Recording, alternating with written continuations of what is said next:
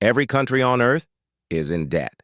The United States now owes over $38 trillion, the highest figure in its history. The European Union carries around $14 trillion. Japan, almost $9 trillion. Even export powerhouses like China and Germany all owe enormous sums. But here's the paradox. If everybody owes money, who exactly is owed? To understand the answer, we must stop looking at debt as a simple loan and start seeing it as an invisible architecture of control. This is the Financial Historian, where money, power, and history collide. Today, I will show you that the creditor is not a single person or family. It is a three-layered illusion. We will call this the 3 layers of creditor illusion. To understand how we reached this point, a planet drowning in over $315 trillion of total debt, we need to go back to the beginning. Centuries before the first credit card swipe or digital transfer, the idea of national debt was born not in Wall Street, but in war. In 1694, England was fighting France and running out of gold. The king turned to a private consortium of wealthy financiers and city bankers for help. In exchange for a permanent stream of interest payments backed by future taxes, they financed the crown. To manage this new arrangement, the Bank of England was created. It was revolutionary. The state could now spend money it didn't yet have, and in return, lenders received something priceless, a promise from the government, one that could be traded, bought, or sold. That was the birth of the government bond, the seed of the modern financial system. France copied it. The Netherlands refined it.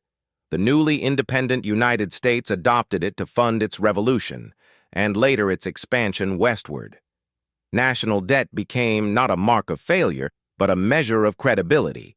The ability to borrow was the ability to rule. Empires once conquered territory to extract gold. Now, they issued bonds to extract interest. The battlefield became the balance sheet. Fast forward 3 centuries, and that system has become a global monster. Every country owes. Every bank lends. But who holds the rope? Let's dissect this illusion using our 3 layers of creditor illusion. Layer 1, the national mirror. The first layer of the illusion is that the debt is owed to some external force. Let's start with the United States. Out of that $38 trillion, about half is publicly held, meaning owed to investors rather than to other parts of government. Roughly 2/3 of those investors are American: banks, pension funds, mutual funds, insurance companies, and the Federal Reserve itself. The remaining 1/3 sits in foreign hands.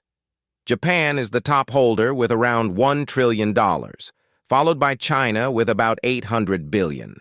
So when people say the U.S. is in debt to China, that's true, but only for roughly 2% of the total. Most of the debt America owes is to America. The Treasury issues bonds. Banks buy them. Americans pay taxes that fund interest on those bonds, which then flow into American retirement accounts. It's a circular mirror.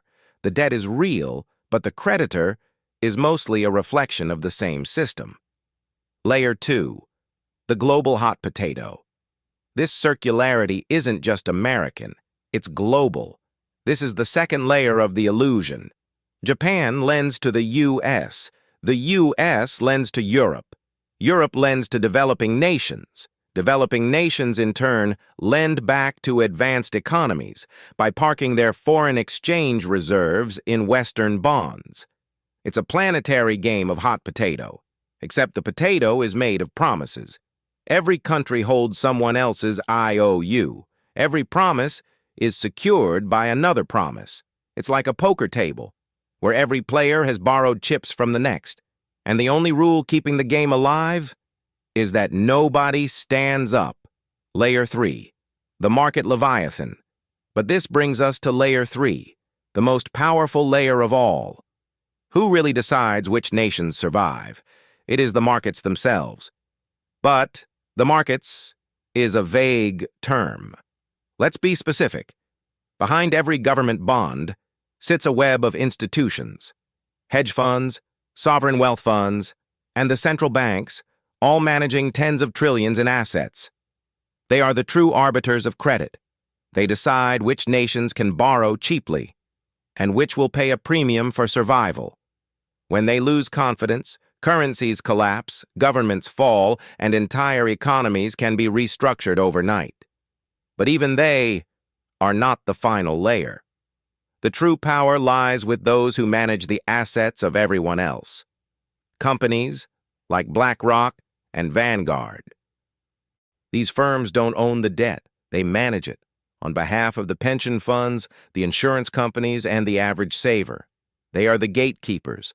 Democracy decides who governs, but the market leviathan decides who survives. And the ultimate market maker, the modern high priest of this system, is the central bank. Central banks don't merely manage debt, they manufacture it. Every time the Federal Reserve or the ECB buys government bonds, it creates new money in exchange. The liability of one balance sheet becomes the asset of another. Every dollar in circulation represents a unit of debt somewhere else. There is no such thing as debt-free money. Every coin, every bill, every digital dollar has an IOU engraved invisibly on its surface. For decades, this loop has sustained itself through confidence. So long as investors believe governments will pay interest, even if never the principal, the machine keeps turning. But what happens when confidence wavers? We've seen it before. In Greece in 2010, the government's debt became unpayable. Bondholders panicked. The European Central Bank and IMF intervened. But their rescue came with austerity, tax hikes, spending cuts, and mass unemployment. When the system breaks, the creditors suddenly become visible. The IMF, the rating agencies, the anonymous bondholders who hold entire nations by the throat. And yet, even after collapse, the same logic restarts. New loans replace old ones. Old debts are restructured. That's because in the 21st century, debt isn't designed to be repaid. It's designed to be rolled over. Governments today don't plan to pay off their debt. Not now, not ever. That's not conspiracy, it's policy. When you or I take a loan, we're expected to repay the principal. But governments operate differently. They treat debt like a rolling subscription, issuing new bonds to pay off old ones, a process economists call refinancing. Interest becomes the real product, the rent charged for stability. The global economy now depends on that rent.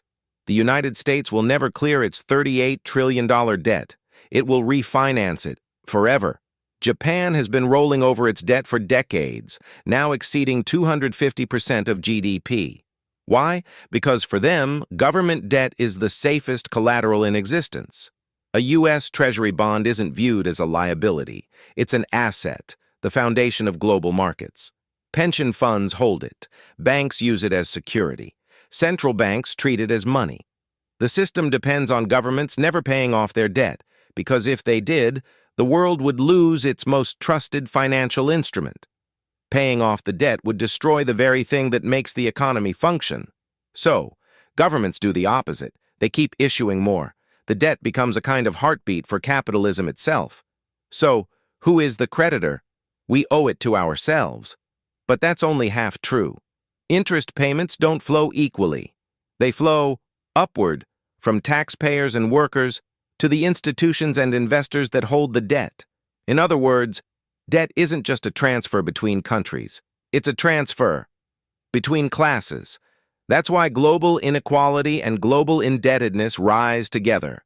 The system rewards those who own debt and punishes those who merely pay it. The modern financial system has turned debt itself into money.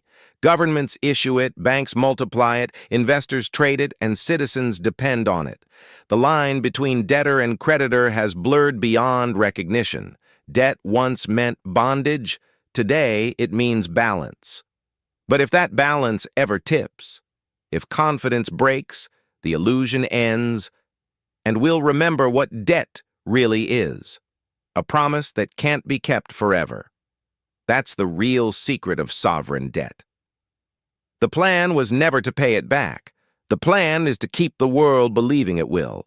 If this gave you a new perspective, subscribe.